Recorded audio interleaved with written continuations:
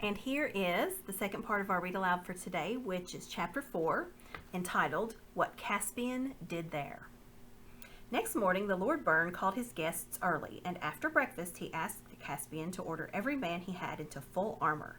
And above all, he added, let everything be as trim and scoured as if it were the morning of the first battle in a great war between noble kings with all the world looking on. This was done, and then in 3 boatloads, Caspian and his people, and Byrne with a few of his, put out for Narrowhaven. The king's flag flew in the stern of his boat, and his trumpeter was with him. When they reached the jetty at Narrowhaven, Caspian found a considerable crowd assembled to meet them. This is what I sent word about last night, said Burns. These are all friends of mine, and honest people. And as soon as Caspian stepped ashore, the crowd broke out into hurrahs and shouts of, Narnia, Narnia, long live the king! At the same moment, and this was also due to Burns' messengers, bells began ringing from many parts of the town. Then Caspian caused his banner to be advanced and his trumpet to be blown, and every man drew his sword and set his face into a joyful sternness, and they marched up the street so that the street shook, and their armor shone, for it was a sunny morning, so that one could hardly look at it steadily. At first, the only people who cheered were those who had been warned by Burns' messenger and knew what was happening and wanted it to happen. But then all the children joined in because they liked the procession and had seen so few. And then all the schoolboys joined in because they liked processions and felt that more noise and disturbance there was, the less likely they would have to be any school that morning. And then all the old women put their heads out of doors and windows and began chattering and cheering because it was a king, and what is a governor compared to that? And then all the young women joined in for the same reason, and also because Caspian and Drinian and the rest were so handsome. And then all the young men came to see what the young women were looking at, so that by the time Caspian reached the castle gates, nearly the whole town was shouting, and where Gumpus sat in the castle, muddling and messing about with accounts and forms and rules and regulations, he heard the noise. At the castle gate, Caspian's trumpeter blew a blast and cried, Open for the King of Narnia, come to visit his trusty and well-beloved servant, the governor of the Lone Islands. In those days, everything in the islands was done in a slovenly and slouching manner. Only the little postern appeared, and out came a tousled fellow with a dirty old hat on his head instead of a helmet and a rusty old pike in his hand. He blinked in the flashing figures before him. Carn says Fashanzi, he mumbled, which was his way of saying you can't see his sufficiency. No interviews without appointments except between 9 and 10 p.m. second Saturday every month. Uncover before Narnia, you dog, thundered the Lord Byrne, and dealt him a rap with his gauntleted hand, which sent his hat flying from his head. Hey, what's this all about? Began the doorkeeper, but no one took any notice of him. 2 of Caspian's men stepped through the postern, and after some struggling with bars and bolts, for everything was rusty, flung both wings of the gate wide open. Then the king and his followers strode into the courtyard. Here a number of the governor's guards were lounging about, and several more, wiping their mouths from breakfast, came tumbling out of various doorways. Though their armor was in a disgraceful condition, these were fellows who might have fought if they had been led or had known what was happening, so this was the dangerous moment. Caspian gave them no time to think. Where's the captain? He asked. I am more or less, if you know what I mean, said a languid and rather dandified young person without any armor at all. It is our wish, said Caspian, that our royal visitation to our realm of the Lone Islands should, if possible, be an occasion of joy and not of terror for our loyal subjects. If it were not for that, I should have something to say about the state of your men's armor and weapons. As it is, you are pardoned. Command a cask of wine to be opened, that your men may drink our health. But at noon tomorrow, I should like to see them here in this courtyard, looking like men-at-arms and not like vagabonds. See to it on pain of our extreme displeasure. The captain gaped, but Byrne immediately cried, 3 cheers for the king! And the soldiers, who had understood about the cask of wine, even if they understood nothing else, joined in. Caspian then ordered most of his own men to remain in the courtyard. He, with Byrne and Drinian and 4 others, went into the hall. Behind a table at the far end, with various secretaries about him, sat his sufficiency, the governor of the Lone Islands. Gumpus was a bilious-looking man, with hair that had once been red and was now mostly gray. He glanced up at the strangers entered, and then looked down at his papers, saying automatically, No interviews without appointments except between 9 and 10 p.m. on second Saturdays. Caspian nodded to Byrne and then stood aside. Byrne and Drinian took a step forward and seized one end of the table each. They lifted it and flung it on one side of the hall, where it rolled over, scattering a cascade of letters, dossiers, ink pots, pens, sealing wax, and documents. Then, not roughly, but as firmly as if their hands were pincers of steel, they plucked Gumpus out of his chair and deposited him facing it about 4 feet away. Caspian at once sat down in the chair and laid his naked sword across his knees.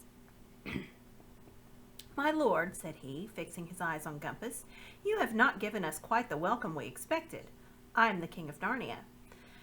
"Nothing about it in the correspondence," said the governor. "Nothing in the minutes. We have not been notified of any such thing. All irregular. Happy to consider any applications." "And we are come to inquire into your sufficiency's conduct of your office," replied Caspian. "There are 2 points especially on which I require an explanation. First, I find no record that the tribute due from these islands to the crown of Narnia has been received for about 150 years.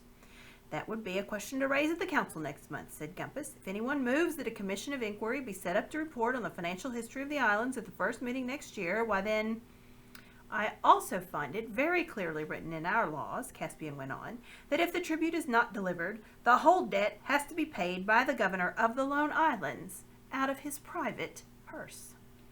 At this, Gumpus began to pay real attention. "Oh, that's quite out of the question," he said. "It is an economic impossibility. Your Majesty must be joking." Indeed, he was wondering if there were any way of getting rid of these unwelcome visitors.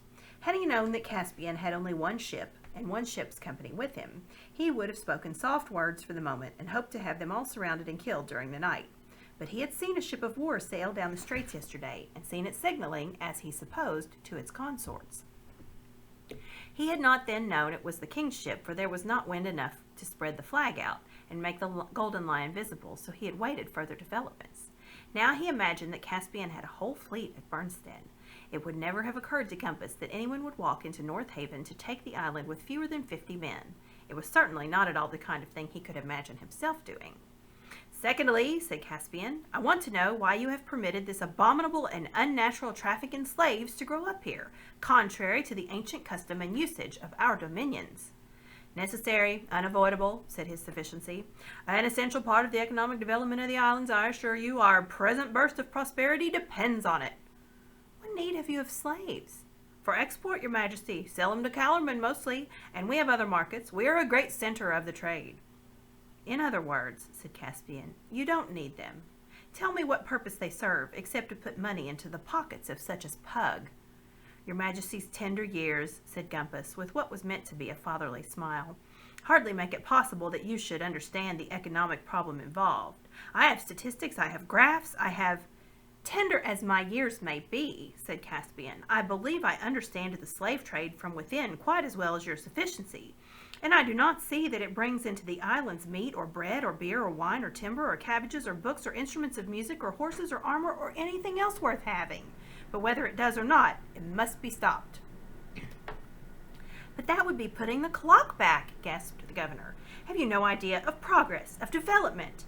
"I have seen them both in an egg," said Caspian. "We call it going bad in Narnia. This trade must stop." "I can take no responsibility for any such measure," said Gumpus. "Very well, then," said Caspian, "we relieve you of your office. My Lord Byrne, come here." And before Gumpus quite realized what was happening, Byrne was kneeling with his hands between the king's hands and taking the oath to govern the Lone Islands in accordance with the old customs, rights, usages, and laws of Narnia.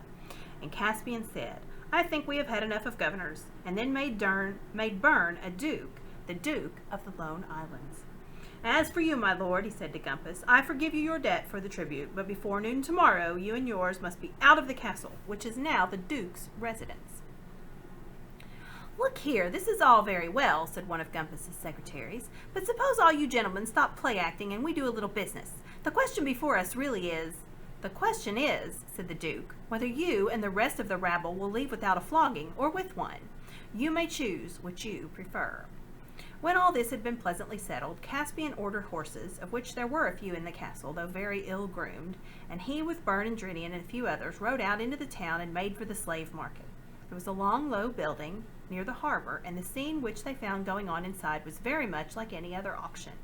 That is to say, there was a great crowd, and Pug on a platform was roaring out in a raucous voice, Now, gentlemen, lot 23, fine Terabinthian agricultural laborer suited for the mines or the galleys, under 25 years of age, not a bad tooth in his head. Great brawny fellow, take off his shirt tacks and let the gentleman see. There's a muscle for you. Look at the chest on him. 10 crescents from the gentleman in the corner. You must be joking, sir. 15, 18, 18 is bid for lot 23. Any advance on 18? 21. Thank you, sir. 21 is bid. But Pug stopped and gaped when he saw the mail-clad figures who had clanked up onto the platform. On your knees, every man of you, to the King of Narnia, said the Duke. Everyone heard the horses jingling and stamping outside, and many had heard some rumor of the landing and the events at the castle. Most obeyed, and those who did not were pulled down by their neighbors, and some cheered. Your life is forfeit, Pug, for laying hands on our royal person yesterday, said Caspian, but your ignorance is pardoned. The slave trade was forbidden in all our dominions a quarter of an hour ago. I declare every slave in this market free. He held up his hand to check the cheering of the slaves and went on. Where are my friends? That dear little Gel and that nice young gentleman, said Pug with an ingratiating smile. Why, they were snapped up at once. We're here, Caspian, said Lucy and Edmund together. And at your service, sire, piped Reepicheep from another corner. They had all been sold, but the men who had bought them were staying to bid for other slaves, and so they had not been taken away yet. The crowd parted to let the three of them out, and there was great hand-clasping and greeting between them and Caspian. 2 merchants of Calormen at once approached. Calormens have dark faces and long beards. They wear flowing robes and orange-colored turbans, and they are a wise, wealthy, courteous, cruel, and ancient people. They bowed most politely to Caspian, and paid him long compliments, all about the fountains of prosperity and irrigating the gardens of prudence and virtue, and things like that. But of course what they wanted was the money they had paid. That is only fair, sirs, said Caspian. Every man who has bought a slave today must have his money back. Pug, bring out your takings to the last minim. A minim is the 40th part of a crescent. Does your good majesty mean to beggar me? Whined Pug. You have lived on broken hearts all your life, said Caspian, and if you are beggared, it is better to be a beggar than a slave. But where is my other friend? Oh, him, said Pug. Oh, take him and be welcome. Glad to have him off my hands. I've never seen such a drag in the market in all my born days. Priced him at 5 crescents in the end, and even so, nobody would have him. I threw him in free with some other lots, and still no one would have him. Wouldn't touch him, wouldn't look at him. Tax, bring out Sulky. Thus Eustace was produced, and sulky he certainly looked. For though no one wanted to be sold as a slave, it is perhaps even more galling to be a sort of utility slave whom no one will even buy. He walked up to Caspian and said, I see, as usual, been out enjoying yourself somewhere while the rest of us are prisoners. I suppose you haven't even found out about the British consul. Course not. That night they had a great feast in the castle of Narrowhaven. And then, tomorrow for the beginning of our real adventures, said Reepicheep, when he had made his bows to everyone and went to bed. But it could not really be tomorrow, or anything like it, for now they were preparing to leave all known lands and seas behind them, and the fullest preparations had to be made. The Dawn Treader was emptied and drawn onto land by 8 horses over rollers, and every bit of her was gone over by the most skilled shipwrights. Then she was launched again, and victualled and watered as full as she could hold, that is to say, for 28 days. Even this, as Edmund noticed with disappointment, only gave them a fortnight's eastward sailing before they had to abandon their quest. While all this was being done, Caspian missed no chance of questioning all the oldest sea captains whom he could find in Narrowhaven to learn if they had any knowledge or even any rumors of land further to the east. He poured out many a flagon of the castle ale to weather-beaten men with short gray beards and clear blue eyes, and many a tall yarn he heard in return. But those who seemed the most truthful could tell of no lands beyond the lone islands, and many thought that if you sailed too far east, you would come into the surges of the sea without lands that swirled perpetually around the rim of the world. And that, I reckon, is where your majesty's friends went to the bottom.